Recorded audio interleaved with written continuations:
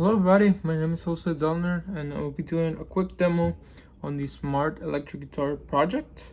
Right now I have the Raspberry Pi here set up with touchscreen so that we can see the effects. Right now currently I have a distortion effect set up here, and as I turn my bypass switch over here, right now it's on the off position, so I just get the regular string sound. And when I turn it on, let's shut the volume off for it now. You can see that I can control here with the knob on the left, the volume.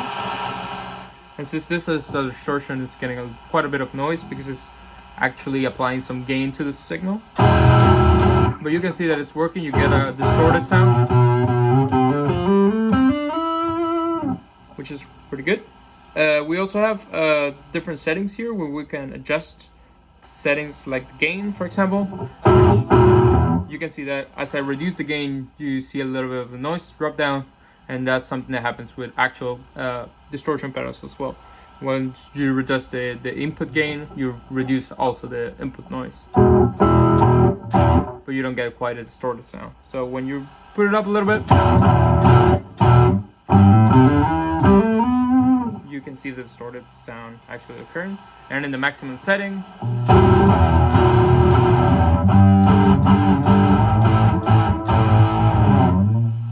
and I can turn it off for now. This is it for the distortion effect.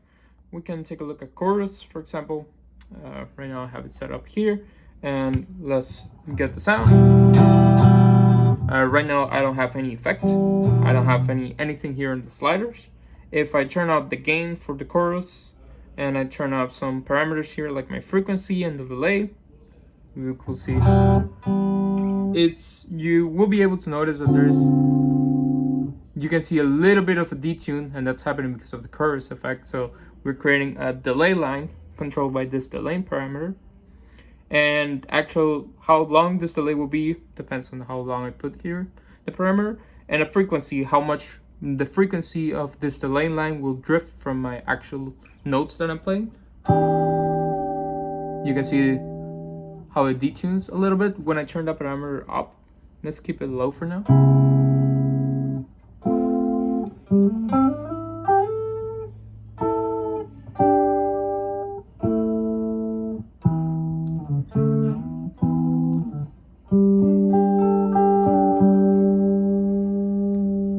Again, I'm just gonna put the clean sound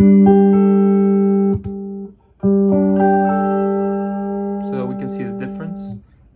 And yep, that's pretty much it for this chorus effect. For now, we can just leave it like that, and we can check out the reverb.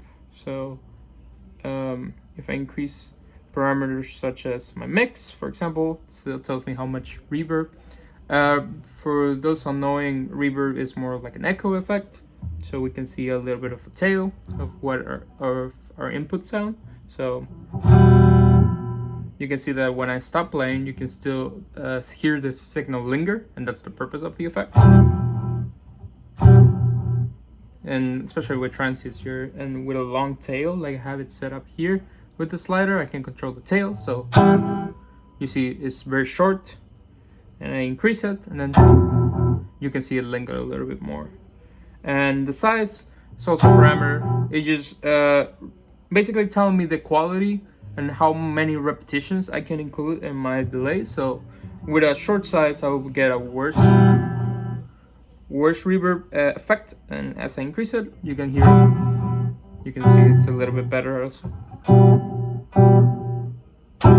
And again, I'm just gonna turn the bypass on. I'm gonna put the effect at maximum so you can hear it well. And let's turn the bypass on. So without the effect, I'm just playing. I'm just gonna play a single note.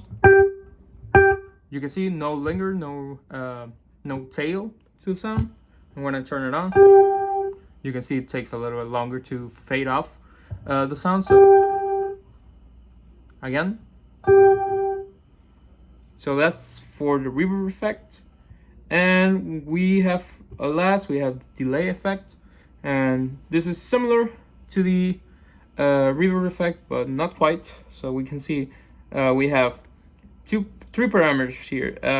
This is just gonna keep the size at minimum for now. this will give us one delay line or one repetition that we're gonna hear. And what maximum time, and this setting what I have right now is for 1 second delay, and you will see that. That is 1 second after I play the note plays back again. So you can see without me touching it, I get a second note out of it. And obviously this by itself might not seem such an impressive effect, but once you start doing more notes, you can more feel the effect. You can see that it lingers on also for a second after I play the notes.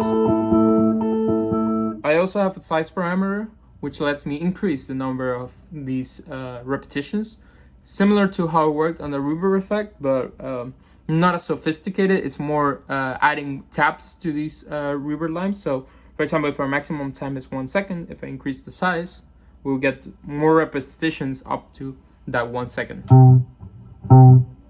So let me increase it a little more. You see, you can hear 3 taps now, and it's still until 1 second, but it divides it by 2, so we hit 3, 1.5, and 1 at 1 second. So again, you can hear 3 taps now. And obviously, if you increase this, you can also reduce the size of the mix, and usually what's done with this effect, you reduce the time, and you can have like a sort of feedback, like short feedback, and that's something commonly used in music as well. It just makes the note a little bit longer. You hear the 2 taps, but it's very short at this point because I have the time set up really small. You won't be able to hear all the repetitions because of the size, because it's so short that you basically don't notice it. If I put it down, it's barely noticeable. So yeah, that's it for the delay effect, and that's it for this video. Thank you so much.